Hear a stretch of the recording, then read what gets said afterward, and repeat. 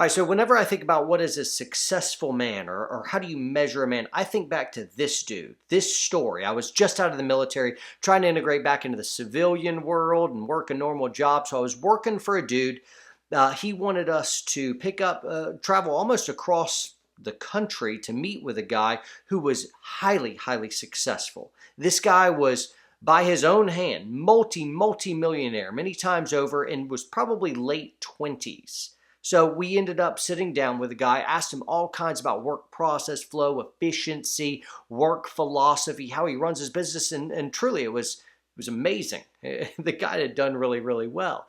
As business is kind of, pushing out of our conversation, we get a little bit more personal. Found out that he had married like Miss Ohio or something, and they had very promptly got divorced. It seemed that, and I realized exactly what happened, is all in a flash I realized, yeah, this guy isn't my brand of successful. That's not what I picture for success. I think you and I are different in that there's a different ethos. There's a paradigm shift with you and I. In the warrior poet society, aren't we deeper individuals that care about a lot more than the almighty dollar? I'm reminded of what the church father Augustine said in the 5th century. Some of y'all will say Augustine, but regardless, he said, earthly riches are filled with poverty. And I also saw something on Instagram where someone said, some people are so poor, all they have is money. Now, still, as I just think, anecdotally about people on their deathbed, looking back, nobody asks to see their bank account statements. They all wish they had more time. They wish they had treated people better. They wish they had healed those fractured relationships. That's the stuff that people really care about. They think about legacy, and that's what I want to think about as well. And so let's not let society thrust upon us an insufficient definition of success. You and I define what success is, and if we get that definition wrong, even if it's not something you speak out loud, but it's something you've internalized, oh, he's a very successful man. What does that mean? Like he's surrounded by children that love and respect him, and a bride who just can't keep her hands off of him. That's success to me. He's killing it in his vocation as well, or her vocation as well. That's good.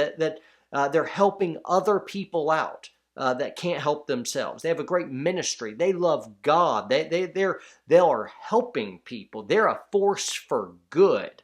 People will mourn the day when they pass away. And I'd say that's a successful person. Now, the good news is if you've down and out and you guys have just had divorces and you've, stepped up to the plate of life and just struck out over and over, guess what? Your story's not over. So yeah, you've got divorces, or yeah, you've got fractured relationships, or yeah, you've just been losing in the workplace. Your story's not over. Your story's not over. You get to get back up, dust yourself off, and try again. And the goal for us is that we would, one, define what is most important. What are your priorities in your life? Is it family? Is it God? Is it your workplace? Is it helping others? What is it that defines you? What is important to you? And you figure out what those basic things are and say, yeah, these are the priorities in my life. And then we measure ourselves as men, as women, whoever you are. We measure ourselves by how well we're basically doing in those different categories. And that will be your definition of success, right?